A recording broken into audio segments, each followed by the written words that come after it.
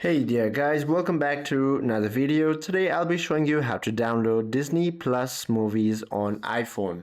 As you can see, my phone is an Android, however the process remains the same in your iPhone or it be in your Android. All you have to do is go ahead and open your App Store in your iPhone. Then head to this search button or you could find your search button located on the top in your App Store, and once you click on it, go ahead and type Disney Plus.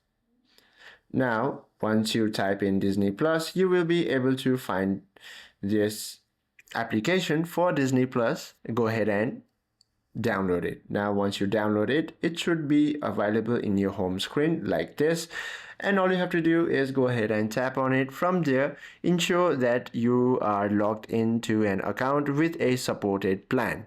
Now you can select your plan from the app within itself, and once you select your plan and pay for your subscription, you are good to go. From there, you can enjoy all the movies and shows available in Disney Plus. That is how you do it, guys. I hope this video helps you out a lot. If you have any questions or queries, please do comment down below.